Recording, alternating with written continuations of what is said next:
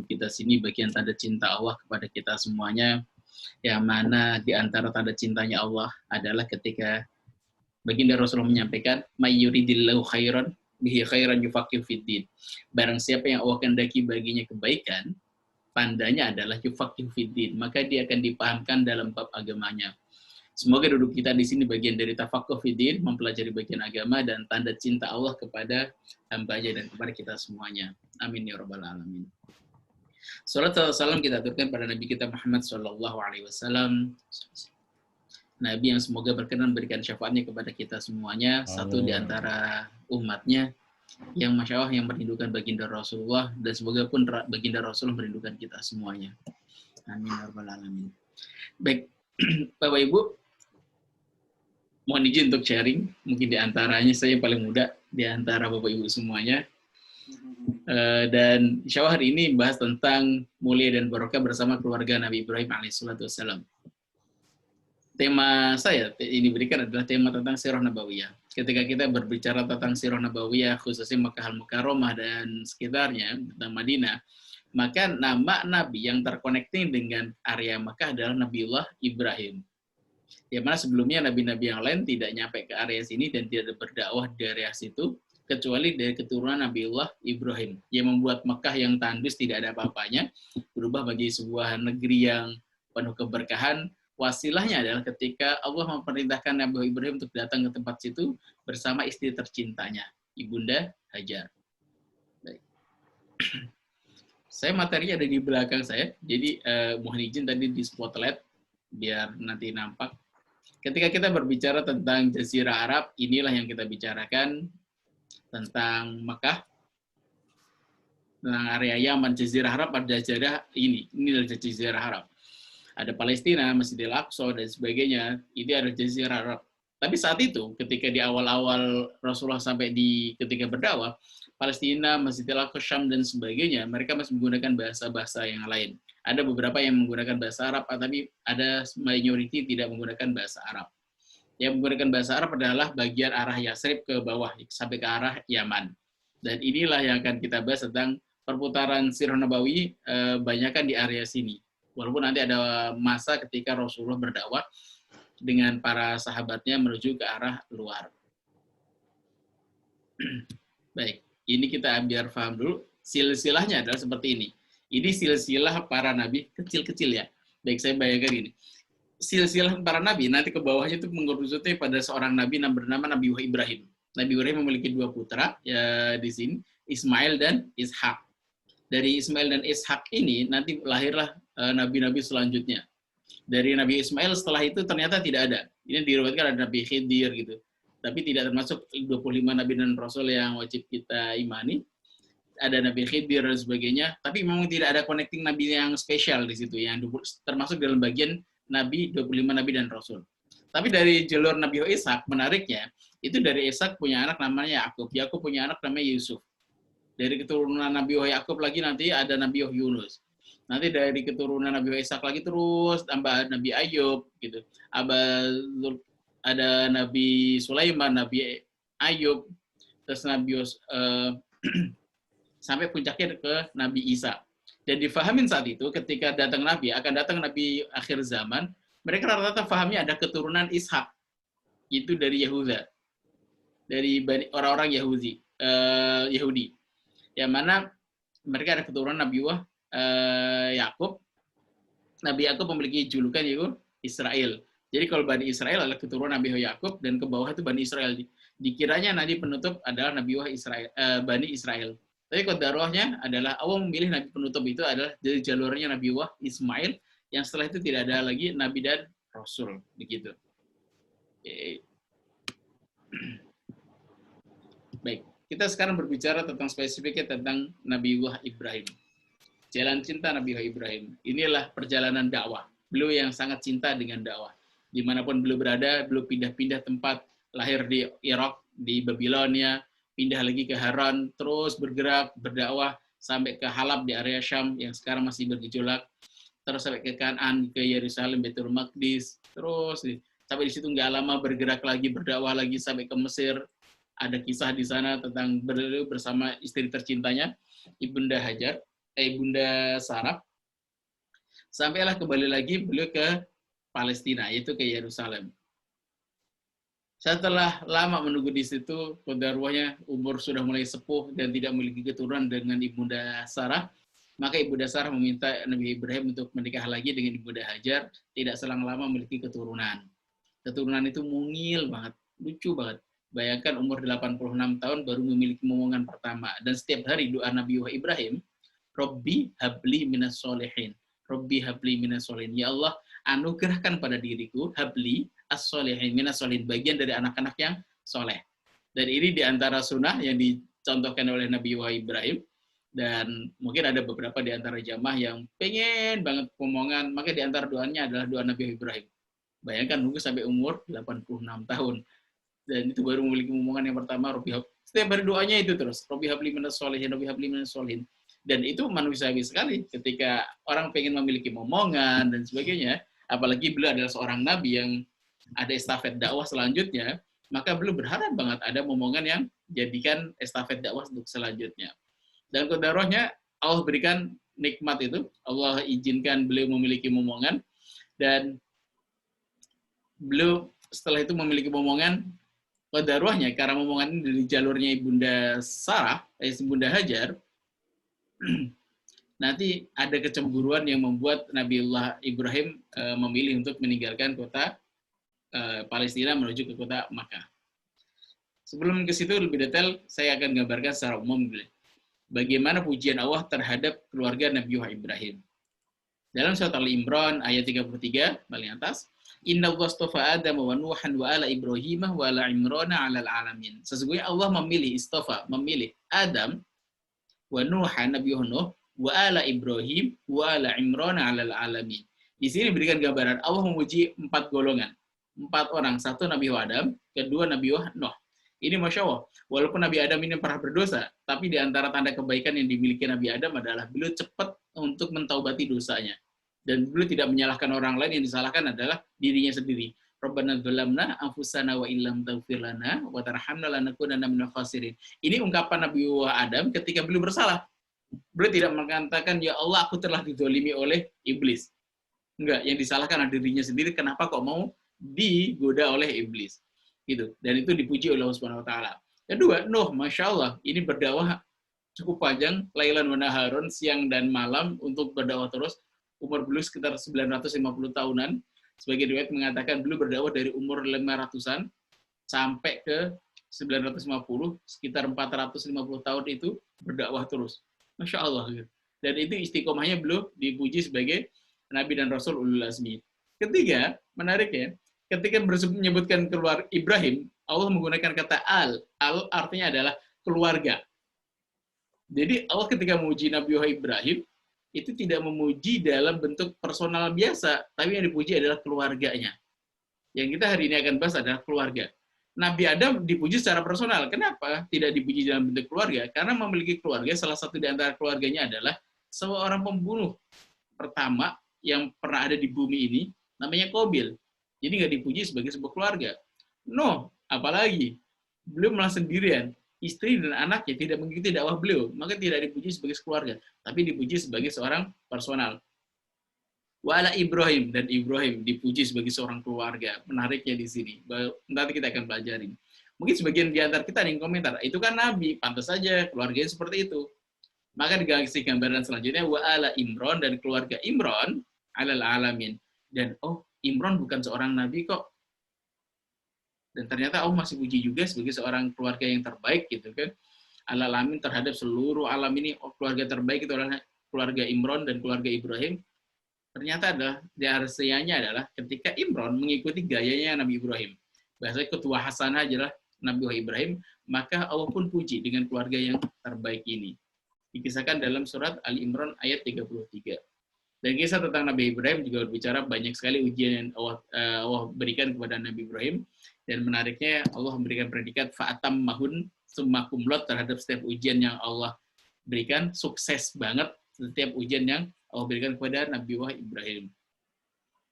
Dan tadi ini yang ayatnya saya bacakan, surat Shofat ayat 100. Qala rabbi inni dzahibun ila rabbi sayahdin. Rabbi habli minas solihin. Ya Allah, anugerahkanlah pada diriku anak-anak yang keturunannya soleh. Fabasyarnahu bi ghulamin halim. Nah, maka setelah itu kami berikan gambaran, berikan kabar gembira tentang lahirnya seorang anak yang halim. Saat itu menariknya, Nabi Ibrahim memiliki anak yang pertama, itu bersama Ibunda Hajar, ketika beliau berumur 86 tahun. Puluhan tahun belum menunggu untuk lahirnya seorang anak. Kedua, nanti baru lahir yang kedua, Ishak. Ini saya temukan dalam tafsir Ibnu Katsir, data ini. Ketika lahir Nabi Ishak, beliau berumur 99 tahun. Saya ingin ngebayangin bahwa juga ngebayangin umur 86 tahun gitu ya, baru punya momongan. Kalau bahasa kita mungkin akan menimang-nimang cucu. Tapi Nabi Ibrahim baru menimang anak.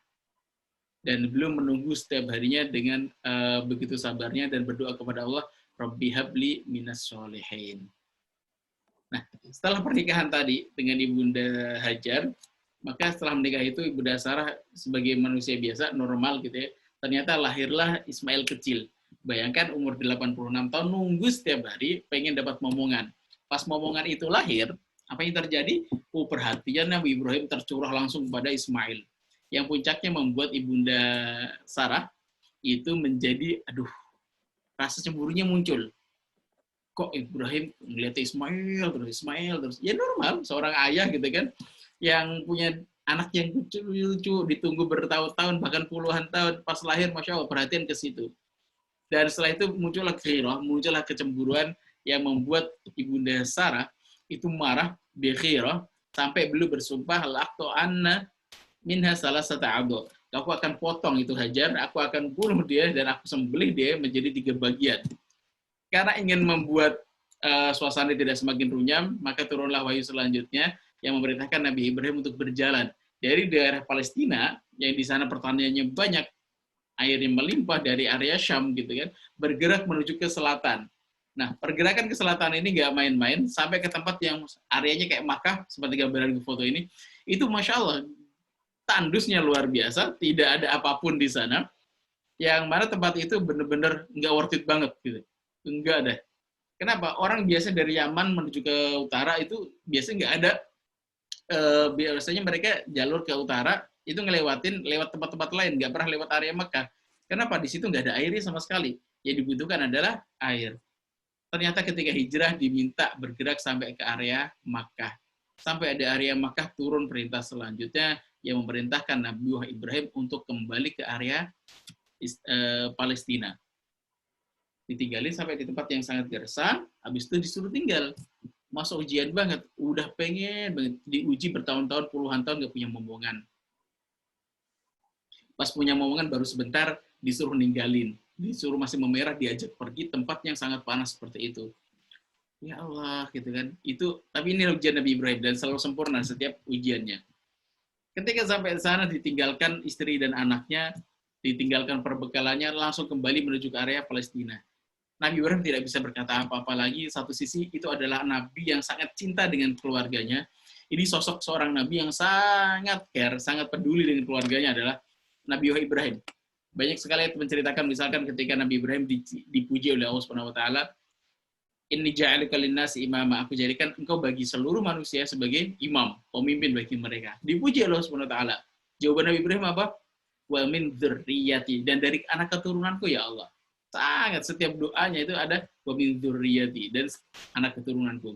Maka nggak salah kalau misalkan kita mengenal Abul Anbiya, bapaknya para nabi adalah Nabi Ibrahim. Bagi kita pun sama, harusnya setiap dalam doa-doa kita, doa anak itu harus dilantunkan.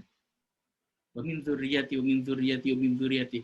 Nanti sampai puncaknya ada seorang lahir yang seorang nabi dan rasul, yang mana Nabi dan Rasul ini secara kesolehan jauh lebih soleh daripada Nabi Ibrahim, secara tingkatan jauh lebih dahsyat daripada Nabi Ibrahim, walaupun setiap Nabi memiliki maziyah, memiliki keutamaan masing-masing, yaitu lahirlah seorang bernama Nabiullah Muhammad, Khatimul Anbiya, penutupnya para Nabi. Ketika Rasul ditanya oleh para sahabat, ya Rasulullah, sif angka, gambarkan pada kami, ya ceritakan pada kami tentang dirimu ya Rasulullah. Maka Rasulullah mengatakan, ana da'watu abina Ibrahim. Aku adalah hasil dari doa bapak kami, yaitu bernama Ibrahim. Wa min dzurriyyati wa min dzurriyyati. Ternyata dzurriyyah keturunannya jauh sekali barulah nanti lahir Khatimul Anbiya sebagai nabi yang terbaik, sebagai nabi yang penutup, itu Nabi Muhammad. Kembali ke kisah ini, ketika Nabi Ibrahim meninggalkan anak dan keturunannya ini di sebuah lembah yang tidak ada apapun di sana, nah, Ibunda Hajar itu bingung loh. Ibrahim, kenapa kau tinggalkan kami di sini? Maka beliau mengatakan, ya Ibrahim, aina tadhhab? Wahai Ibrahim, kemana kau akan pergi? Wa tatrukuna bihadzal wadi alladzi laisa fihi anisun wala syai'. Ibrahim, kau tinggalkan kami di sini di tempat yang tidak ada manusia dan tidak ada apapun di sini. Ibunda Hajar terus bertanya, dikejar terus. Wa qalat lahu dzalika miraran, dan ibu ulang-ulang diucapkan, Ibrahim, kau tinggalkan kami di sini. Ibrahim, kau tinggalkan kami. Satu sisi Ibrahim itu adalah nabi yang cinta dengan keluarganya, sayang banget dengan keluarganya, pengen dapat momongan, menjadikan estafet dakwah, ya Allah, baru punya momongan sebentar, ternyata disuruh ninggalin di tempat yang seperti itu. Dikejar sama Ibunda Hajar. Ya Allah, gitu. Terus Nabi Ibrahim gimana? Diam saja. Karena beliau tahu di dalam hatinya kecintaan terhadap keluarganya itu tinggi sekali. Tapi di sisi lain kecintaan terhadap Allah jauh lebih tinggi dan tidak ada perbandingannya. Terus aja beliau gak berani ngomong, ketika beliau ngomong lihat wajah mereka dan beliau kasihan, bisa jadi perintah Allah tidak dijalankan. Maka beliau jalan aja. Wala yaltafitu ilaiha, dan ketika suara itu terdengar beliau tidak nengok sama sekali. Sampai puncaknya ketika Ibunda Hajar tahu ini bukan kebiasaan Nabi Ibrahim seperti ini. Kebiasaan Nabi Ibrahim adalah beliau sangat care dengan keluarganya. Maka beliau bertanya kepada Nabi Ibrahim. Diganti pertanyaannya, bukan kenapa Ibrahim kau tinggalkan kami, tapi diganti dengan Allahul ladzi amaruka bihadza, apakah ini perintah Allah? Nabi Ibrahim hanya mengatakan na'am, iya. Maka nanti jawaban seorang ibu, di sini ada beberapa ibu-ibu, yang mana jawaban ini membuat Mekah yang tidak ada orang yang mau datang ke situ menjadi tempat yang sangat berkah, yang mana setiap ketika sholat kita di sana, di Masjidil Haram, Allah lipat gandakan sampai 100.000 kali. Itu salah satunya diantaranya adalah jawaban ketawakalan, jawaban kepasrahan tertinggi dari seorang ibu. Idzan la yudhi'una Allah. Kalau begitu, kalau ini perintah Allah, sama sekali Allah tidak akan pernah menyanyiakan kami. Allah yang ngurusin kami. Masya Allah. Coba kalau misalkan nanti Ibunda Hajar itu langsung ketika, apakah ini perintah Allah? Ya. Ya sudah, aku nggak mau perintah Allah. Pulang ikut ke Palestina, mungkin sejarah akan berubah. Maka tidak akan menjadi seberkah saat ini. Tapi karena jawaban ketawakalan tertinggi dari Ibunda Hajar, di antara wasilahnya Ibunda Hajar, maka menjadi sebuah tempat yang sangat berkah. Yang mana sholatnya dilipat gandakan. Di situ nanti sejarah baru akan muncul. Sampai puncaknya lahirlah seorang Nabi, akhir zaman, Nabi Muhammad Sallallahu Alaihi Wasallam. Bergeraknya sudah, Nabi Ibunda Hajar kembali lagi ke tempatnya, yang mana tempat itu dekat dengan Ka'bah saat ini, area Ka'bah. Nabi Ibrahim tetap berjalan terus sampai nanti melewati sebuah bukit yang mana beliau tidak bisa melihat keluarganya dan keluarga tidak bisa melihat beliau. Disitulah baru beliau berdoa terkenal. Rabbana inni askantu min dzurriyyati biwadin khairi dzi zar'in 'inda baitikal muharram. Nanti saya akan ceritakan lebih detail tentang kisah doa Nabiullah Ibrahim. Kita kembali ke Ibunda Hajar. Bayangkan saat itu ketika kembali di sana, Ibunda Hajar kebayang kalau misalkan di situ, tempat yang sangat tandus dan minuman hanya sangat-sangat terbatas. Sampai puncaknya Ibunda Hajar mencari ketika Ismail kecil sudah memerah dan beliau kehausan, ASI sudah tidak keluar lagi, maka beliau melihat di sana di atas bukit itu paling dekat ada sofa, saking panasnya kebayang panas ya. Jangan bayangkan sofa saat ini ketika kita melaksanakan umrah ataupun haji, tempatnya sudah dingin banget, sudah tertutupin, AC-nya di mana-mana, kipas angin di mana-mana, di situ ada air zam-zam melimpah ruah. Bayangkan sofa saat itu adalah ketika Bapak Ibu semuanya menjadi Ibunda Hajar di tempat yang sangat tandus, di pinggiran sana ada sebuah bukit, di bukit itu saking panas ya, kayak ada fata morganya, kayak di situ ada air. Sedangkan beliau saat itu sangat butuh dengan air. Maka beliau berlari, berikhtiar mencari air dari tempat beliau duduk. Tempat duduk beliau itu sekitar Ka'bah, dekat Ka'bah situ. Zam-zam itu dekat dengan Ka'bah. Belum melihat di bukit sofa ada sebuah air. Karena itu sebenarnya lihatnya adalah fata morgana. Berlari sampai di sana ternyata nggak ada air. Dan hanya panas saja. Terus dia lihat ke ujung sana ke Marwah, Masya Allah, di sana ada air. Karena ada fata morgana. Lari ke Marwah. Bayangkan itu masih bukit yang terjal gitu ya. Yang terjal terus belum berlari ke sana. Sampai di area Marwah. Ternyata di Marwah nggak ada air lagi. Itu hanya fata morgana. Kembali ngeliat ke sofa. Ya Allah, di sofa ternyata ada lagi. Lari ke sofa. Ternyata di sofa nggak ada. Lihat-lihat ada fata morgana di Marwah. Saking panasnya. Putar balik-balik. Putar selama 7 kali. Kenapa yang ketujuh diam dan belum berhenti di 7? Bukan karena, oh syariatnya harus 7 kali Ustaz. Bukan. Karena saat itu beberapa menit menceritakan, kan Nabi Ismail menangis kecil, si Ismail kecil menangis dan ditinggalkan di dekat Ka'bah. Tangisannya terus menggema sampai di putaran ketujuh. Ternyata tangisannya selesai. Nggak ada tangisan lagi. Yang terpikirkan oleh seorang ibu adalah pasti, oh anakku telah meninggal. Tidak ada lagi suara tangisan itu. Ketika kembali turun dari Marwah menuju ke area Ka'bah lagi, ternyata anaknya sedang main air, terdiam. Ternyata dia terkena cipratan air, itulah yang membuat ananda si kecil ini, Ismail kecil ini, tidak menangis lagi. Kebayang, Masya Allah. Dan ternyata di situ dikumpulkan air, namanya air zam-zam, yang berarti zam berkumpul, yang mana nanti akan menjadi hadiah tidak hanya untuk Ibunda Hajar, tapi untuk kita semua sampai saat ini yang melaksanakan haji dan umroh. Dan di situ, Masya Allah, ketika Allah memuji Ibunda Hajar, digambarkan dalam surat Al-Baqarah 158, Inna Sofa wal Marwata min syairillah, nanti akan turun sebuah ayat, sesungguhnya Inna Sofa dan Marwah adalah satu di antara syiar-syiar Allah. Faman hajjal baita wa i'tamara fala junaha alaihi ayyatawafa bihima. Barang siapa yang melaksanakan haji ataupun umrah, maka tidak ada dosa baginya untuk bertawaf di antara keduanya, untuk bersa'i di antara keduanya. Faman tatawwa khairan fa innallaha syakirun alim. Barang siapa yang tatawwa, tatawwa itu berbuat baik kepada Allah, fa innahu syakirun alim. Allah Maha mensyukuri dan Maha mengetahui. Yang menarik dalam kisah ini adalah Nabi Ibunda Hajar telah melaksanakan ikhtiar secara maksimal. Yaitu yang dibutuhkan adalah air, rizkinya adalah air, maka beliau berikhtiar untuk mencari airnya. Nyarinya di mana? Karena belum lihatnya Sofa dan Marwah, ya Sofa dan Marwah diputar sana. Sampai 7 kali berputarannya. Tapi ternyata Allah titipkan air itu tidak di antara Sofa dan Marwah. Allah titipkan air itu di mana? Di kakinya Nabi Ismail kecil yang dekat dengan Ka'bah. Hikmah yang bisa kita ambil apa di area sini? Satu, kita diminta tadi pertama tawakal maksimal. Kita belajar dari Ibunda Hajar. Idzan la yudiin Allah. Tempatnya sangat gersang tapi ada Allah di situ. Yang kedua adalah kita harus berikhtiar secara maksimal. Ikhtiar maksimalnya adalah mencari airnya antara Sofa Marwah berulang kali karena belum lihat di situ ada beliau yang dilihat adalah air, ada fata morgana yang beliau kira adalah air. Ya udah beliau ikhtiar aja sampai maksimal, titik maksimal. Dan ketiga adalah ternyata hakikat dari sebuah rezeki itu adalah ketika kita pergi kerja di satu tempat, belum tentu Allah menitipkan rezeki yang terindah itu di situ. Bisa jadi Allah titipkan di tempat lain. Ibunda Hajar bekerjanya itu di antara Sofa dan Marwah. Ikhtiar di antara Sofa dan Marwah. Tapi ternyata Allah titipkan air ya di tempat yang lain. Ya gak apa-apa, dan itu hakikat dari sebuah rezeki. Bisa jadi tugas kita memang bekerja, tugas Allah memberikan rezekinya. Terserah mau ditempatkan di situ, atau ditempatkan di tempat lain, yang mana tempat itu adalah masih rezeki kita juga, kembali kepada kita.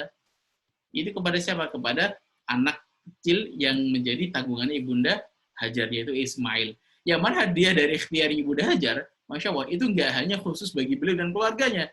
Bahkan sampai kita saat ini, ribuan tahun, pernah dihitung sekitar 6.200 tahunan jarak beliau dengan Ibunda Nabi Ibrahim dengan Nabi Muhammad, ditambah jarak kita dengan Nabi Muhammad 1.400 tahunan, ribuan tahun, hadiah itu masih mengalir juga untuk kita semuanya. Yang mana buah dari sebuah ikhtiar perjalanan lari antara Sofa dan Marwah. Saya teringat ketika beberapa ulama menceritakan tentang hal ini, bisa jadi Kak, Pak, Bapak, Ibu, dan semuanya, ketika Allah menitipkan rezeki yang begitu melimpah ruah kepada kita hari ini, bisa jadi itu ada hasil dari ikhtiar ataupun doa-doa dari orang tua kita. Kita itu bayangkan seperti Ismail kecilnya yang kerjanya cuma tiduran nangis gitu. Ternyata Allah titipkan air mengalir bernama Zam-Zam itu di kaki kita. Dan sebenarnya saat itu ada orang yang bekerja yang begitu gigih. Siapa itu? Orang tua kita, Ibunda Hajar. Bisa saja kalau misalkan hari ini kita bekerja kok simpel, Allah mudahkan ya, gaji kita melimpah ruah gitu. Kita bisa melaksanakan haji dan umroh dengan begitu gampangnya, kita bisa bersedekah dan sebagainya. Bisa jadi, itu karena buah dari doa orang tua kita yang setiap sepertiga malam itu mengetuk pintu arsy-Nya Allah, bermunajat pada Allah, ya Allah berikan anugerah rezeki yang melimpah ruah kepada anak-anakku yang penuh dengan keberkahan. Itu bisa jadi nanti hasilnya yang diterima adalah yang diterima oleh kita. Ya mana ikhtiar kita biasa aja, doa juga ala kadarnya, kesolehan juga ala kadarnya, ikhtiar juga ala kadarnya, tapi rezekinya melimpah ruah, masya Allah. Itu bisa jadi adalah buah dari doa dari orang tua kita. Bayangkan itu kalau misalkan kita Ismail kecil dan kedua orang tua kita adalah Ibunda Hajar, dan kita hanya bagian yang penerima panen, ya sebenarnya yang menanam adalah Ibunda Ibunda Hajar. Dan di sini keadilan Allah, dan ternyata Allah lebih mengapresiasi terhadap proses daripada hasil. Prosesnya adalah pencarian air antara Safa dan Marwa, itu yang dilakukan oleh Ibunda Hajar. Mana proses antara pencarian ini tidak ada hasilnya sama sekali. Ibunda Hajar tidak menemukan air Zam-Zam di antara Safa dan Marwa. Tetapi Allah titipkan air Zam-Zam itu mana? Hasilnya ada di kakinya Nabiullah Ismail kecil.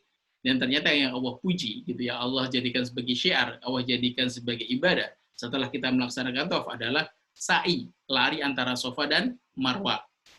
Ya, mana sebuah ikhtiar yang tidak ada, saat itu Allah tidak titipkan hasil di situ, tapi Allah titipkan hasil yang lain, ternyata Allah uji sebagai bagian dari ibadah. Yang mana kalau misalkan kita melaksanakan haji dan umroh, tidak melaksanakan sa'i, saya setelah tawaf, saya mau saya. Lu emang kenapa? Itu kan ikhtiar Ibu Hajar, gak ada hasilnya. Saya mau yang ada hasilnya. Terus ngapain? Tiduran seperti Ismail kecil, nendang-nendang.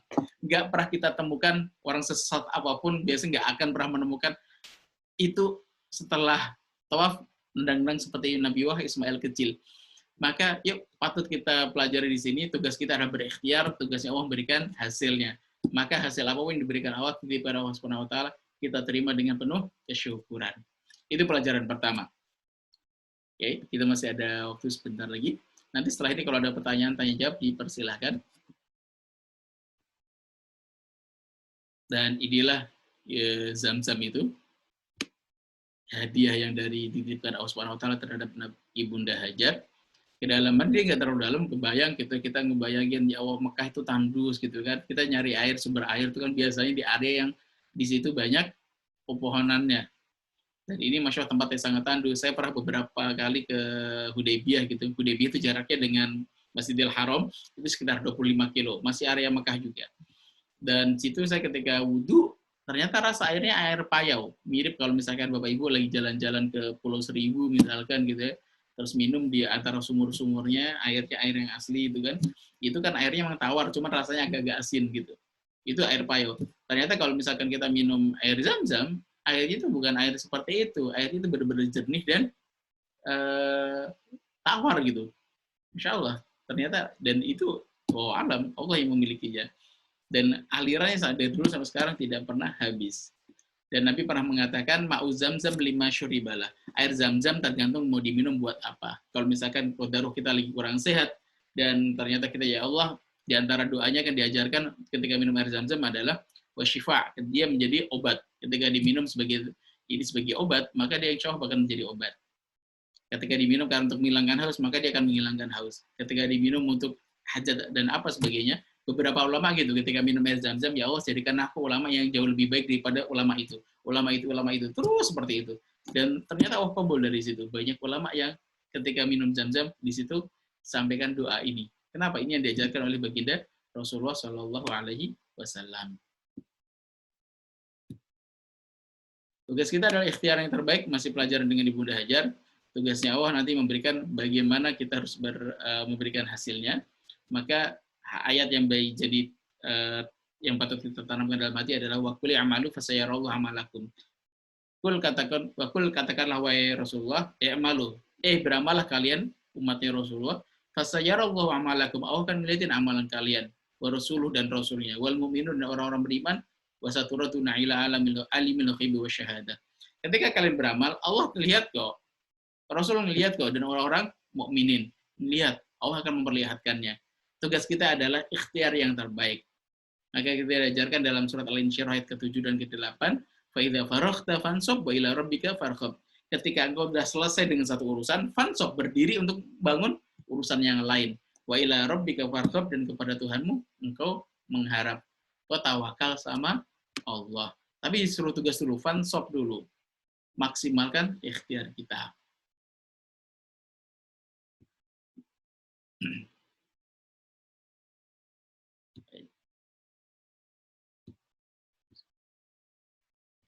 Yang kedua, kisah tentang Nabi Ibrahim tadi, ketika saya kisah tentang menceritakan tentang Nabi Ibrahim, ketika beliau berdoa nanti mundur, ketika belum di belakang bukit, kita belajar tadi dari istrinya, yang kedua kita akan belajar dari Nabi Ibrahim, ketika beliau setelah belakang bukit, nanti beliau akan berdoa, Rabbana inni askantu min dzurriyyati biwadin ghairi dzi zar'in.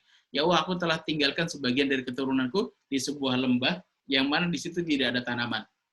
Ghairi dzi zar'in, inda baitikal muharram. Tapi tempat itu ya Allah, dekat dengan rumahmu yang mulia.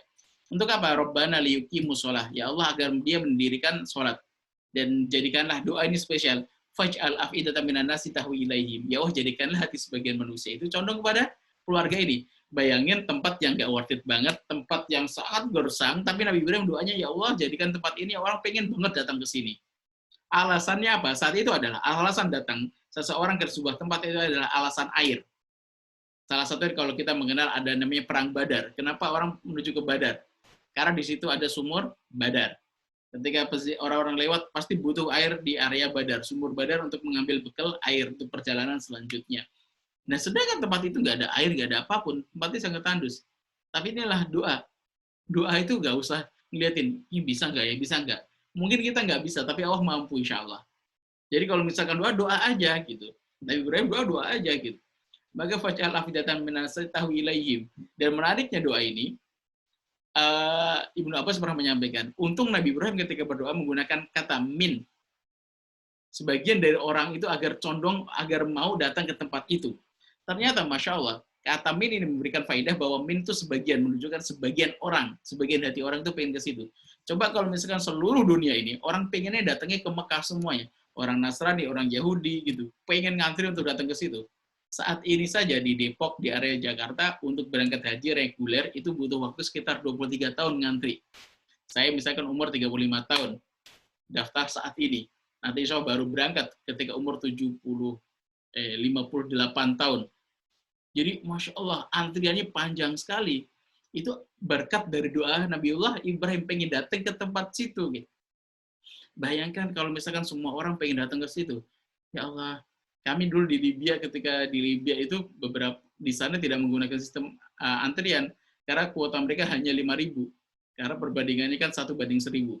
Rakyatnya hanya 5 juta, maka kuotanya hanya 5.000. Maka karena semua orang pengen berangkat semua, dan mereka kaya-kaya gitu ya, juragan minyak. Dan jadi gimana? Untuk berangkat haji itu mereka harus diundi. Ketika keluar namanya dari undian itu, maka dia berangkat, kalau enggak ya sudah gitu. Lebih enggak tahu lagi kapan akan berangkatnya. Masya Allah, apalagi di Malaysia, ketika ngobrol dengan beberapa pembimbing di Malaysia, ketika mau berangkat haji, gimana? Lama nggak nunggunya? Lama. Kalau misalkan saya daftar sekarang, berangkatnya kapan? Tahun 2090. Jadi lahir, langsung didaftarkan. Dan ini berkat dari sebuah doa Nabi Ibrahim. Orang tuh pengen berbondong-bondong untuk datang ke Masjidil Haram, datang ke Mekah untuk melaksanakan haji dan umroh. Ini bagian dari doa. Kedua, doa Nabi Ibrahim adalah menempatkan anaknya di tempat yang sangat tandus, beliau tahu itu, tetapi di situ juga berdoa, ya Allah anugerahkan kepada mereka buah-buahan. Loh, buah-buahan? Ya. Sedangkan Nabi Ibrahim sudah memahami bahwa buahan itu datangnya dari pohon, yang mana di situ beliau mengatakan tidak ada pohon sama sekali. Tapi ternyata masalah sampai ini, kalau kita pengen memenuhi buah-buahan yang melimpah ruah dan banyak berbagai jenisnya, bahkan sampai rambutan banyak di sana, kiwi sebagainya, itu di mal-mal di Mekah, itu Masya Allah, itu di antara berkahnya doa Nabiullah Ibrahim. Dan ketiga, kita akan pelajari tentang sosok yang terakhir di antara keluarga ini. Tadi kalau udah ayah, udah ibu, dan kita mempelajari tentang sosok anak, pengorbanan dari seorang anak. Ini dikisahkan ketika biasa kisah ini sering muncul ketika Idul Adha, falamma balagha mausa'ya, ketika sudah bisa berusaha anaknya, beliau mengatakan, ya bunayya ini arafil manami anni adbahuk, ya anakku, aku melihat dalam mimpiku aku menyembelihmu. Fanzur madza taro, bagaimana pendapatmu? Maka jawaban dari anak yang soleh itu adalah, ya abati if'al ma tu'mar satajiduni insya'u minas sabirin. Bapak, lakukan yang diperintahkan oleh Allah kepadamu, engkau akan mendapatiku bagian dari orang-orang yang sabar. Menarik ya kisah ini. Nabi Ibrahim itu kan datang ke Mekah, habis itu pindah lagi ke Palestina. Jadi Ismail itu tinggal bersama siapa? Ibunda Hajar. Bersama Ibunda Hajar saja, berdua. Baru nanti setelah belasan tahun diperintahkan lagi datang ke Mekah. Ketika kumpul di Mekah, baru beberapa hari diperintahkan, Ibrahim, itu sembelih anakmu. Ya Allah, buah hati barusan ya belasan tahun lalu suruh buang ke sini. Sekarang baru datang sebentar suruh nyembelih. Itu satu. Yang kedua, si anak, secara psikologis anak, udah belasan tahun nggak ngeliat ayahnya, tapi baru sebentar ketika anaknya ngobrol gitu dengan Nabi Ibrahim, itu langsung nyambung. Bahkan ketaatannya satu frekuensinya nggak beda jauh gitu. Maka di antara rahasianya adalah tadi pengorbanan anak itu muncul di antaranya adalah diajarkan dari pengorbanan orang tua. Anaknya paham bahwa bapaknya datang dari Palestina ke sini itu ribuan kilo. Dan belum melakukan hal itu yakin bukan karena perintah karena hawa nafsunya, tapi karena perintah Allah Subhanahu wa taala. Dan yang kedua, rahasianya adalah ketika Ismail kecil ketika diperintahkan untuk sembelih kok dia langsung menerima untuk disembelih itu adalah ibunya. Karena pendidikan Nabi Ismail itu lebih banyak dari ibunya. Ibunya yang mengajari untuk ini dan itu sebagainya gitu kan. Dari kata-kata pengorbanan, dari kata-kata cinta itu, nanti anak-anak ini menjadi anak-anak yang tumbuh dengan ketaatan kepada orang tua, dengan kesolehan yang maksimal, yang membuat ketika Nabi Ibrahim berkata kepadanya untuk disembelih, if'al ma tu'mar, lakukan Pak yang diperintahkan. Maka penting bagi kita semuanya, belajar dari kisah keluarga Nabi Ibrahim, mengambil keberkahan dari keluarga Ibrahim adalah, satu, memilih pasangan yang terbaik. Ibrahim memilih Bunda Hajar. Sama-sama orang soleh ketemu dengan orang solehah. Nanti akan lahir anak-anak yang soleh-soleh. Yaitu seperti Nabi Ismail. Tarbiyah ayah dan ibu yang soleh. Bagian duduk kita di sini adalah bagian dari tarbiyah itu. Kalau misalkan memilihkan sebelum menikah. Kalau sudah berjalan, ya sudah. Kita selalu belajar menjadi ayah dan ibu yang baik. Maka hak seorang anak adalah dipilihkan ayah dan ibu yang terbaik dengan dalam kesolehaannya. Kalau misalkan sudah menikah, ya udah tinggal belajar terus. Nah, yang menarik, tanam ikatan sejarah kebaikan diri di anak. Ibrahim, Nabi Ibunda Hajar itu menyampaikan tentang perjuangan ayahnya. Ikatan-ikatan yang baik. Bagaimana perjuangan ayahnya berjalan dari Mekah, dari Palestina menuju ke Mekah. Perjuangan terus. Dan itu semua karena perintah Allah Subhanahu wa taala. Ada ikatan yang luar biasa di situ. Yang mana ketika nanti dan beliau tahu perjuangan jalannya itu kan ribuan kilo dan jaraknya nggak pendek, sangat ribuan kilo itu jauh. Dan itu disampaikan kepada Ismail, ya Allah, bapakku ternyata sayang dengan diriku gitu kan. Dan ini nanti akan menjadi salah satu di antara pemicu Nabi Ibrahim, Nabi Ismail kecil itu sayang banget dengan ayah dan ibunya. Apalagi dengan ibunya, ketika beliau tahu kisah tentang ibunya itu lari sofa marwah, untuk apa nyari air untuk apa? Untuk asinya si dedek kecil gitu kan. Maka ikatan cinta ini, untuk ikatan cinta ini, nanti agar ada yang bahasanya membuat kedekatan antara seorang anak dengan orang tua itu menjadi begitu erat. Ya. Jadi penting bagi kita kalau misalkan kita biasanya sih dibuat silang gitu ya, ketika suami dan istri, bapak dan ibu gitu kan menceritakan, nak dulu Masya Allah ketika kamu masih kecil ibumu tuh sering muntah-muntah, ketika kamu masih dalam kandungan tuh umur 1 sampai 9 tahun 9 bulan itu masa muntah mulu, tapi ibumu sabar banget nungguin ente keluar gitu kan. Maka itu akan rasa, oh ya Allah, ibuku perjuangannya gitu loh. Saya pribadi itu lebih sayang kepada ibu itu, sayangi semakin bertambah ketika menemani istri lahiran.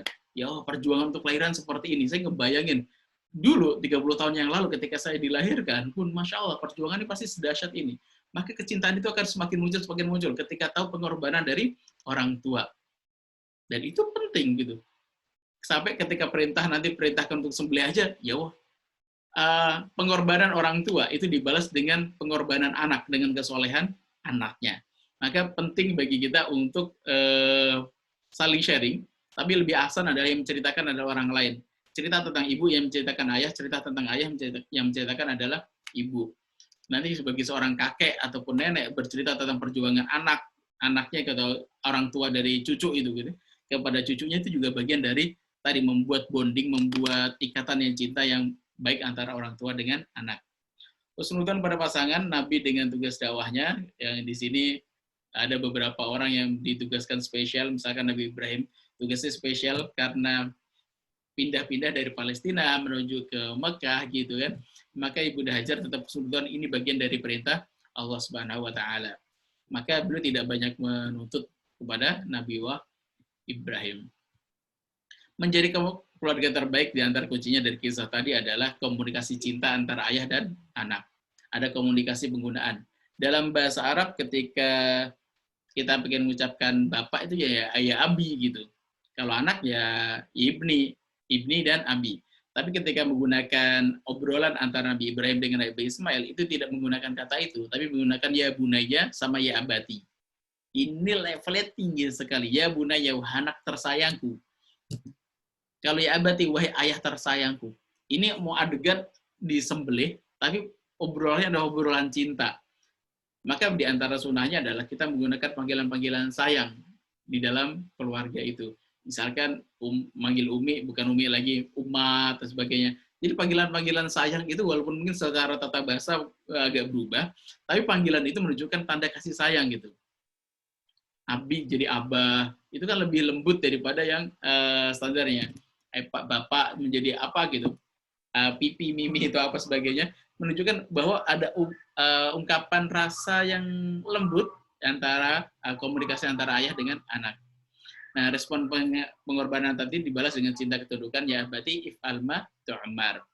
Dan juga ada di dalam surat Al-Baqarah ayat 21-27 diajarkan wa ityarfa Ibrahim al-qawaida minal baiti wa Ismail, ketika Nabi Ibrahim meninggikan Ka'bah, membangun Ka'bah gitu kan. Ternyata di situ ikut juga andil bersama Nabi Ibrahim, anak tersayangnya ikut bantuin pembangunan Ka'bah. Menariknya, di dalam kaidah bahasa Arab, kalau misalkan wa ityarfa'u, dan ketika meninggikan Ibrahim, selanjutnya biasanya yang orang yang bekerja bersama Nabi Ibrahim itu diletakkan di kata selanjutnya setelah kata Ibrahim. Standar gini, wa idyarfa Ibrahimu wa Ismailu al-qawaida minal baiti wa Ismail. Itu seperti itu. Tetapi ternyata nama Ismail itu dimundurin di setelah kata qawaid minal bait, baru kata Ismail. Itu opin gabarin bahwa sesungguhnya Nabi Ismail saya itu bantuin. Cuma secara bantuan nggak terlalu banyak. Karena yang kerja mayoritas siapa? Nabi Ibrahim. Tapi yang di sini kenapa Ismail disebutkan? Untuk menunjukkan bahwa di situ beliau ikut andil dalam pembangunan Ka'bah. Karena dia masih kecil pembangunannya, maka dia nggak bisa bantuin banyak karena dia masih sangat kecil. Nah, poinnya adalah, Bapak Ibu, nanti diajarkan kepada anak-anak kita gitu ya, untuk apa? Anak kita itu ikut merasakan yang dirasakan oleh orang tuanya. Contohnya gini, jangan sampai kita berpikir bahwa kita sayang banget sama anak, semua kebutuhan yang kita siapkan, bahkan ada di antara santri itu, Masya Allah, dia PR banget ketika masih SMP, masuk ke pesantren kami, itu PR banget. Ternyata diceritakan sampai kelas 6 SD, saking sayangnya bapaknya terhadap anak ini, gitu, itu disiapkan ketika dia mau sekolah, tasnya disiapkan, sudah ada buku di dalamnya, jadi dia tinggal berangkat, perbekalan semua di dalamnya. Jadi ikhtiar untuk masukin buku saja itu disiapkan oleh orang tuanya, saking orang tuanya sayang. Di pesantren itu hampir kita paksa mereka buat nyuci sendiri, kita siapin mesin cuci, tapi mereka nyuci sendiri yang kotor-kotor banget itu. Tidak kita izinkan buat ke laundry, biar apa? Mereka merasakan perjuangan gitu. Ada beberapa orang yang gitu, kasihan anak saya sudah di laundryin. Nanti bahasanya jadi, ingin dibuat, yuk kita itu belajar dari Nabi Ismail. Ada orang-orang keren, dan kalau kita pelajari, misalkan Nabi Ibrahim, siapa nama ayah Ibrahim? Sebagian mengatakan Azar, kalau dalam Al-Quran menggunakan Azar. Tapi tafsir mengatakan Azar itu adalah, tafsir ini adalah, ini mengatakan ini adalah pamannya. Jadi banyak orang-orang Nabi dan Rasul yang dibuat menjadi yatim atau dipaksa untuk menjadi yatim. Nabi Ismail itu bukan yatim, tapi beliau diyatimkan, kayak dipisahkan dari orang tuanya biar beliau bisa mandiri. Baik, waktu kita terbatas. Iya, baik. Baik, sebentar. Ustadz, ada ini, kita kasih waktu sesi untuk tanya-jawab kepada baik. jamaah. Saya tutup Pak ya, sebentar. Ketika tadi majelis takhir, anak diajak untuk belajar bersama untuk praktek, ikut bantu kegiatan orang tuanya. Terus kedua, bagi orang tuanya terus belajar untuk belajar memperbaiki diri keluarganya dengan ta'lim-ta'lim seperti ini, buka YouTube sekarang, masuk YouTube di mana-mana untuk belajar seperti itu. Kalau ada pertanyaan dipersilahkan tentang keluarga Nabi Ibrahim. Baik, alhamdulillah, terima kasih Ustadz. Bagi ini partisipan silakan kalau ada pertanyaan langsung saja disampaikan kepada Ustadz. Silakan. Saya Pak Sundar. Monggo, silakan Pak Jio. Terima kasih. Assalamualaikum Ustadz. Waalaikumsalam warahmatullahi wabarakatuh. Mohon izin bertanya ini tentang bangunan Ka'bah itu Ustadz ya. Iya. Apakah Ka'bah yang ada sekarang ini itu memang bentuknya sudah strukturnya, bentuk dan energinya sudah seperti itu dari sejak zaman Nabi Ibrahim atau memang pernah mohon maaf misalnya direnovasi, diperbesar atau di ini gitu. Terutama struktur batunya dan lain sebagainya gitu. Terima kasih Ustadz. Oke. Siap Bapak. Struktur batu dan bentuknya dari Ka'bah itu sudah berubah Bapak. Jadi jadikan itu ada simbolnya. Dulu ketika kita pernah dengar kisah tentang Nabi Muhammad ketika membantu perselisihan di antara orang-orang itu ketika belum umur 35 tahun, di antara prestasinya adalah ketika belum meletakkan Hajar Aswad kembali ke tempatnya. Jadi pernah terjadi dua riwayat, satu kebakaran, riwayat kedua Ka'bah itu pernah di area Makkah itu pernah banjir. Jadi Makkah itu kan di bawahnya tanah ya. Jadi kalau tanah ketika hujan dan dia seperti mangkok di kanan kirinya. Jadi ketika ada hujan itu langsung meluru ke area Ka'bah itu. Dan itu ketika banjir itu agak-agak geser. Maka orang-orang sepakat untuk kita pugar ulang. Pas dipugar ulang ternyata mereka buat syarat. Syaratnya adalah harus menggunakan harta yang halalan thayyiban, yang kira-kira ridho. Ternyata harta mereka itu banyak dengan ribanya. Mereka itu jual beli budak, yang budak itu nanti kalau budak perempuan itu dijajankan gitu.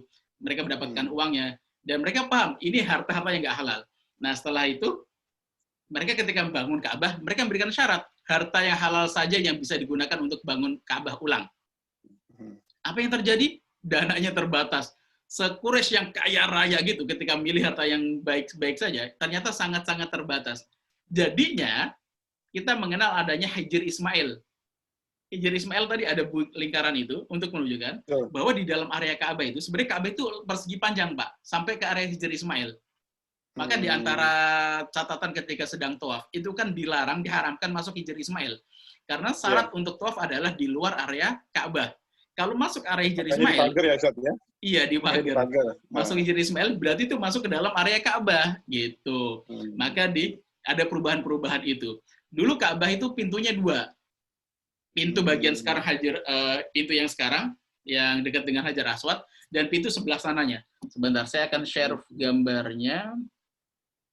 Izin, nggak ke tutup.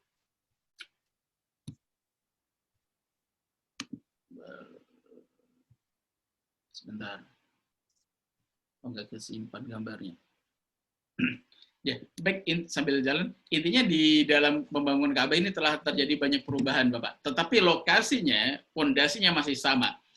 Secara bentuk, tadi Ka'bah di awal masa Rasul, di sebelumnya, itu... Ukurannya, Ustaz? Ukuran panjang lebarnya juga kesepakatan yang sekarang itu? Ukurannya telah mengecil, menjadi kotak. Saya kemarin ada gambar. Oke, ini. Saya izin present ya. Iya, ya, Mak. Sebentar, saya akan gambar. Oh iya, nanti bikin sebentar. Baik, saya presentkan. Kelihatan kah gambarnya? Ya, kelihatan Ustaz. Oke, baik. Ini gambar Ka'bah yang masih real di masa Nabi Ibrahim. Jadi dia bersegi panjang. Ya, dan ini Ka'bah Hajar Aswad posisinya ada di sini. Di kursor saya apakah kelihatan? Kelihatan, Tad. Kelihatan ya. Baik, di sini. Dan dulu pintunya masih ada 2. Pintu sini yang sekarang menjadi pintu Ka'bah sekarang, dan kedua pintu yang sebelah sana. Dan di masa Nabi Ibrahim, sebelum pemugaran ulang di masa Rasulullah ketika berumur 35 tahun itu pintunya di bawah. Jadi ketika masuk Ka'bah itu kan nggak perlu tangga. Sekarang kan kalau masuk area Ka'bah, di dalam Ka'bah itu kan pakai tangga ya. Jadi di masa itu sebelumnya adalah pintunya di bawah dan di atasnya terbuka. Terus terbuka sampai di masa nanti di awal dakwah Rasulullah ketika beliau ada di Mekah, ketika Rasulullah masih muda, Ternyata orang-orang Mekah itu kan mereka ketika mereka bersedekah sebagainya, emas sebagainya, itu kan diletakkan di sini, di dalam Ka'bah. Sebagai kalau sedekah buat Ka'bah, gitu, infaknya dimasukkan di dalam Ka'bah. Tapi karena banyak pencurian, orang pada naik ke Ka'bah, dicuri keluar, maka Ka'bah di atasnya ditutup oleh orang-orang Quraisy. Dan dibangun ulang ketika dihancurin, ternyata pembangunannya terbatas. Nah, di area sini, area yang sebelah kanan ini, yang mendekat area ke Hijr Ismail, itu yang kepotong. Kalau saya baca beberapa riwayat menyatakan sekitar 1,5 meter sampai 2-3 meter di area situ. Jadi kalau misalkan sholat di area Hijr Ismail itu masih sholat di dalam area Ka'bah. Riwayatnya adalah Ibunda Aisyah itu pernah suatu ketika sampai di Fatu Makkah gitu kan minta izin kepada Rasulullah, saya pengen nih sholat di dalam Ka'bah, boleh nggak? Boleh, ayo diajak. Dikiranya mau diajakin masuk ke dalam Ka'bah, dan bener real di dalam ada kuncinya sebagainya gitu. Ternyata Ibunda Aisyah diajak sholat di area Hijr Ismail. Oh di sini ya Rasulullah, ya ini bagian dari area Ka'bah. Hanya dulu ketika kaum mau membangunnya dan dibangun ulang, direnovasi, ternyata mereka harta yang bersih itu tidak banyak. Maka area sini diperkecil, tapi masih ditutupin dengan Hijr Ismail. Begitu Pak kira-kira. Ya, terima kasih Ustaz. Sama-sama Pak. Ini. Baik, terima kasih Ustadz. Mungkin ada yang lain lagi. Satu lagi pertanyaan mungkin. Karena waktunya mungkin. Di chat ada tuh Pak Sundar, di chat. Ya.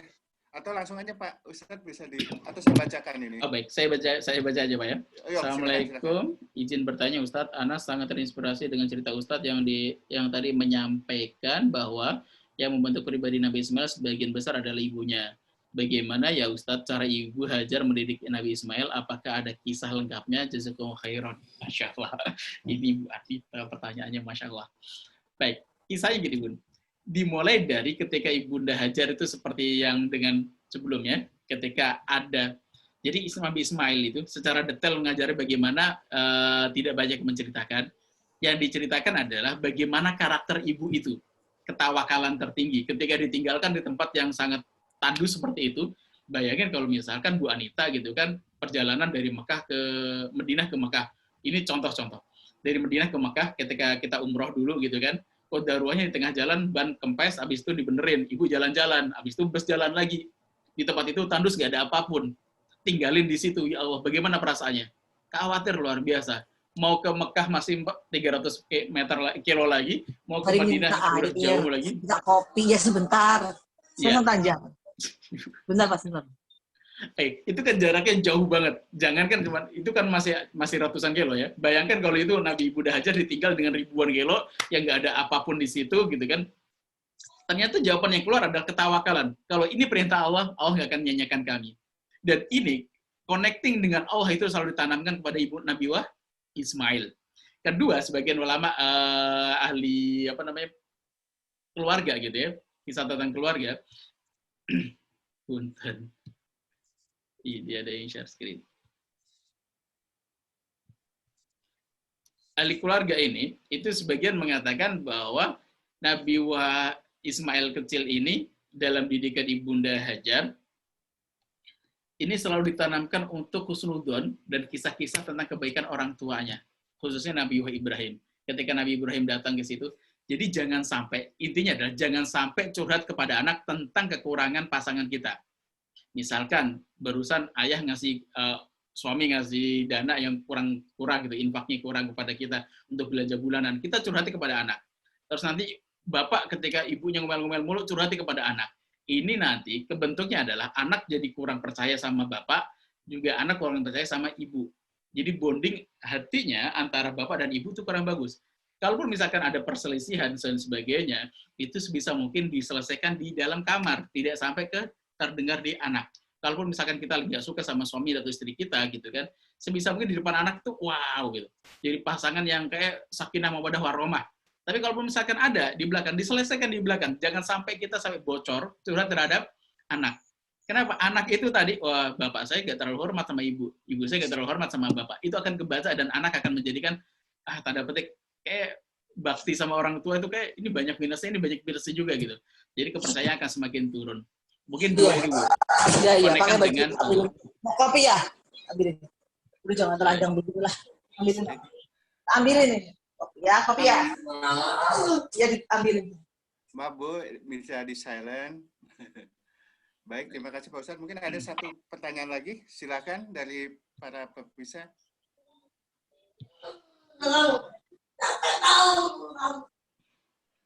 Assalamualaikum. Oke, silakan dari Ibu siapa? Mohon maaf Ibu Yuli, tolong mic-nya di mute dulu Bu Yuli. Bu Yuli, tolong. Ibu Yuli, tolong mic-nya di mute karena mengganggu Bu.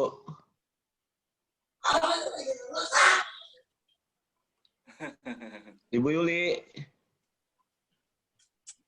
Oke, baik lanjut Pak Sundar. Barusan ada yang nanya siapa Yapi ya? Silakan. Ya, saya Pak. Silakan Pak Yapi. Ya, izin Pak Sudi, Pak Ustadz Sundar. Ya, Saya mau nanya nih, ketika anak kita ya Pak Ustadz, ketika anak kita tuh malah melihat kalau kita lagi sama pasangan kita lagi deket itu, dia malah cemburu, dia malah nggak pingin bapak ibunya deket-deket tuh karena dia sayang ibunya dan bapaknya, tapi mereka malah nggak mau bapak ibunya deket. Itu gimana cara menyikapinya Pak Ustadz? Jadi kadang kita kalau mau deket-deket harus curi-curi pas lagi nggak ada anak gitu lah. Itu gimana? Memang masih kecil dia, masih kecil, anak 5 tahunan gitu. Iya. Pribadi Pak Yafi. Nggak usah ditanya lah, itu pastilah. Baik. Saya pernah baca itu juga dari psikolog Islamik gitu kan. Biasanya itu terjadi di silang sih. Kalau anaknya laki-laki nanti ketika ibunya bapak dekat sama ibu gitu kan kayak jadi pesaing gitu. Jadi anak laki-laki dekat dengan ibu, anak perempuan dekat dengan bapak gitu. Saya pernah baca kisah itu juga gitu. Jadi kemesraan itu mungkin kelihatannya sakinah mawaddah warahmahnya standar aja Pak. Kalau untuk yang misalkan kayak kelihatan canda-canda yang lebih nggak tahu ya. Walau saya nggak terlalu paham detail tentang psikologi Islam ini, yang ini karena nanti temanya ke psikologisnya. Kalau saya pribadi segini, saya pendidikan dari orang Jawa. Ketika saya ketemu dengan orang Betawi, itu saya ngeliat orang Betawi itu keren. Orang Betawi, bapak ibu itu bisa bercanda. Bagi kami di orang Jawa yang bahasanya masih pesantrenan gitu kan, itu hormatnya itu tinggi banget. Jadi bercanda-bercanda itu nggak ada. Saya menganggap bahwa saya pribadi itu dengan orang Betawi, keren banget orang Betawi gitu. Ada teman yang cerita bagaimana bapaknya sama ibunya itu bercanda gitu kan. Itu membuat saya, keren nih orang Betawi gitu. Ada rasa, harmonis gitu. Dan ini membuat, apa ya, mungkin dengan connected dengan kisah yang Bapak tanyakan tadi, ini ala kadarnya mungkin Pak ya. Bagi beberapa anak case-nya dengan case khusus seperti itu yang membuat mereka cemburu. Ya mungkin tadi gaya Bapak ikut curi-curi dulu. Sejujur saya belum tahu jawabannya harus bagaimana mencikapinya. Hanya mungkin kalau bercanda-bercanda secara standar anak-anak masih oke-oke lah. Tapi pastikan adalah intinya jangan sampai menampakkan ada terjadi perselisihan antara ayah dan ibu. Nah, kalau misalkan kayak gitu sebenarnya bagus bahwa anak tahu orang tuanya baik-baik saja dan itu akan menjadi secara kecintaan pada orang tua itu tinggi. Tapi dengan gaya ya tadi, kadang saya juga, anak saya yang masih 4 tahun juga ketika ngeliatin itu juga seperti itu. Nanti kita belajar lagi Pak di situ Pak. Oh alam, saya belum bisa jawab dengan baik untuk pertanyaan ini. Ya, makasih Pak Ustadz. Afwan Pak. Baik, kalau gitu Ustadz, karena waktunya juga udah 6.34 ya. Mungkin kita tutup aja mungkin dengan doa Pak Ustadz, silakan kita tutup. Terima kasih. Oh, baik. Bismillahirrahmanirrahim. Alhamdulillahirabbil alamin. Hamdan yuafi ni'ama yukafi mazidah. Ya Rabbana lakal hamdu kama yanbaghi li jalali wajhikal karim wa 'azimi sultanik. Allahumma shalli wa sallim ala habibina sayyidina Maulana Muhammad wa ala sayyidina Muhammad. Ya Allah, ya Rahman, ya Rahim, ajari kami ya Allah agar bisa menjadi orang-orang yang terbaik ya Allah. Ya Allah, segala puji hanyalah milik-Mu ya Allah, telah mengajari kami hari ini ya Allah bagaimana meneladani Nabi-Mu ya Allah, Nabi Ibrahim dan keluarganya ya Allah. Ya Allah, jadikanlah keluarga kami keluarga sakinah mawaddah warahmah, menjadi keluarga yang terbaik yang Kau cintai ya Allah, dan Engkau ridho ya Allah. Ya Allah, kumpulkan kami di syurga-Mu ya Allah, bersama anak-anak kami, bersama pasangan-pasangan kami ya Allah. Rabbana zalamna anfusana wa illam taghfir lana wa tarhamna lanakunanna minal khasirin. Rabbana atina fid dunya hasanah wa fil akhirati hasanah wa qina adzabannar. Subhanaka rabbika rabbil izzati amma yasifun. Salamun alal mursalin walhamdulillahi rabbil alamin. Amin. Amin ya rabbil alamin. Baik Pak Yudi, mungkin kita udah bisa ya selesai. Ya selesai. Makasih Pak Ustadz, Pak segala. Syukron Ustaz. Afwan. Makasih Pak Ustadz. Ya. Sama-sama. Baik, mohon maaf atas segala kekurangan. Izinlah Pak Yudi, Pak Sundar. Monggo, silakan. Selamat beraktivitas. Ya. Terima kasih Ustadz informasinya, Sama-sama dosennya. Pak Sujio. Pak Jio kemana aja? Gak pernah kelihatan Pak Jio. Udah lockdown atau gimana ya? Lockdown. Siap. Mohon Masih. izin ya, saya mau ini mau semuanya. mau close ya. Ya, Baik. silakan Pak Yudi. Pamit, Pak, ya. Terima kasih Bapak Ibu sekalian. Assalamualaikum. Waalaikumsalam warahmatullahi wabarakatuh. Ustadz, boleh minta nomor HP Ustadz? Ustadz, Boleh, Ibu. di chat aja anak atau gimana? Enggak, di belakang aja Ustadz, sebelum ditutup. Silakan mau ngechat nomor HP dulu Pak Ustadz. Ya. Ada, tapi nggak kelihatan. Nah, itu udah ada. Buat teman-teman semua. Assalamualaikum. Waalaikumsalam. Terima kasih, jazakallah, terima kasih Ustadz. Sama-sama, Ya. Ibu. Baik, Assalamualaikum. Saya pamit juga, Pak, ya. Ya, Assalamualaikum. Assalamualaikum.